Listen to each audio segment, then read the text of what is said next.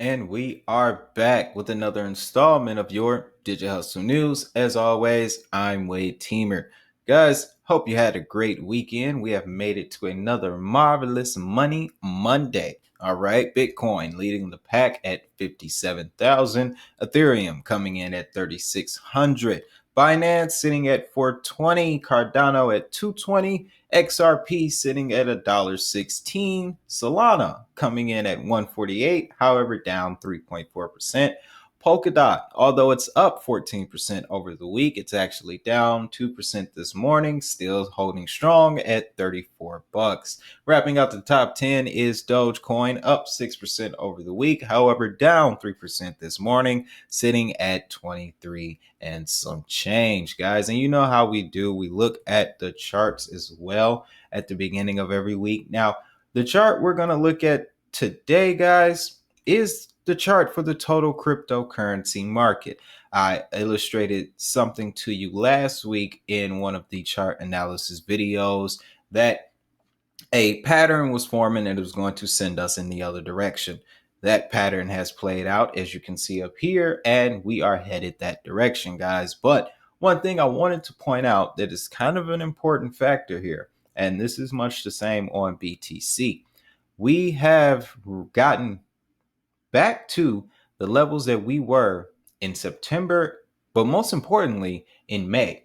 After the May crash, guys, both for Bitcoin and the total crypto market. Now, the one thing that this creates, well, two things actually. It's, of course, bullish sentiment, FOMO. People are going to try to come back into the market. However, the ones who have been in here for quite some time, let's just say you came in after the September dip, or you came in and the end of July at the bottom, then you're probably looking to take some profits because we see this level as sort of a resistance, a psychological resistance where people get nervous as the price gets too high, okay? Because they have the expectation that the same thing may occur. However, unlike last time, guys, we have previous momentum that is sending us in the right direction, guys. Plus, it's Q4. Things are opening up the right way, guys. Something I wanted to show you here on the monthly for the crypto chart. You can see in May, that's when it got too volatile.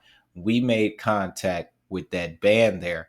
With it bringing us back down so low, that was a good thing. Okay. That was truly a good thing because you can see with the top band here, that deviation broke up to the north side. That gave us more room to grow, guys. Thus is how we're able to recover back to this point. And then now we have more room to move up. And like I've been saying, guys, I think our next stop is a $3 trillion market cap. Okay. So, and then there's going to be the FOMO rally after that. They may push us to 3.1 and 3.2. But guys, as of right now, the markets to me are looking pretty substantial. Okay. They're looking pretty decent. Bitcoin sitting at 57. Of course, Ethereum's charts looking good as well. But let's take a snapshot of the world, guys. See what's happening around the globe when it comes to crypto adoption.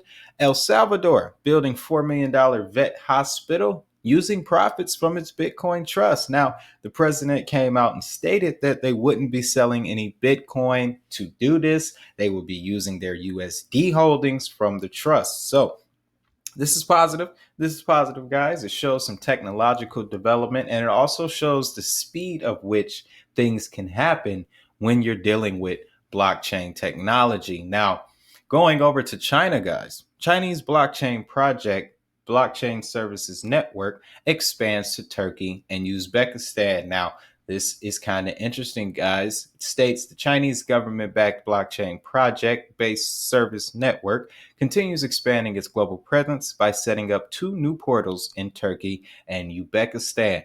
Red Date Technology, the architect behind this project, has signed an agreement with Turkish consultancy firm Turkish Chinese Business Matching Center to launch two international BSN portals in Turkey and Uzbekistan coming late December of 2021. Now, These new portals will allow blockchain developers in Turkey and Uzbekistan to build blockchain as a service applications using the BSN portal, hosting major blockchains like Ethereum, Algorand, Polkadot, Tezos, Consensus, and Corda. So, this is a portal, guys, that will essentially open up Turkey and Uzbekistan to these blockchains, allowing for developers in that market to be exposed to these blockchains, guys. So that's very good, specifically for those assets that are mentioned. And I highlighted those because this is the fourth day in a row where I've seen Polkadot intermingled in headlines, guys. Now I want to admit something to you really quick here. Yes, I think I missed the buck on Polkadot. Okay. And it was only because I had a lack of understanding. But if you're looking for a spot to fill in your portfolio, and maybe the assets that I gave you on my portfolio video may not suit your interests, I would definitely advise getting into Polkadot. Not financial advice, of course, but Polkadot is in the right rooms, guys. It's being mentioned with the right people. So I'm starting to take notice of it. But next, we have blockchain technology to aid journalists in South Korea, guys. This one is a continuation, in my opinion, of the narrative that we got from the South China Morning Post incident, the whole situation with Apple Daily. That served as a catalyst for this type of thing to occur. Blockchain technology to aid journalists in South Korea. The company is published. What they look to offer is digital solutions for journalists to get involved. They have partnered with the Journalists Association of Korea, which represents over 11,000 working journalists in the country. The partnership aims to create a better ecosystem for journalists and news media through blockchain technology. Now, one thing to take note of here, that they plan to do this using NFT technology as a way of helping journalists monetize news content, guys. Again, an example of the true purpose of NFTs, user monetization, intellectual property. This is where we're headed, guys. This is where we're headed. But the next story is going to take us to Afghanistan, guys. And this one is it's a very positive piece. Now, it's quite lengthy, so I won't read this whole thing. Finbold, they go through it with their articles. But essentially, guys, Afghan women are turning to crypto amid limited access to financial services, meaning that women in Afghanistan, they're already facing a whole lot of pressure, okay, coming from many directions. Don't need to get too deep into that. We all are aware. However, crypto is coming in to fix this situation, guys, because there is more and more instances of Afghan women stepping up and using crypto to fund things and get movements happening and you know, communities involved with crypto. So this is a narrative that's continuing to permeate, guys, and I like to see these type of things because growing up, this was unfortunately a narrative that was placed on us here in the States, and it was kind of hampered down. I don't know why. I never thought that it was right, but I'm glad that I'm seeing stories like this, guys. So this is very positive, a feel good story, if you will.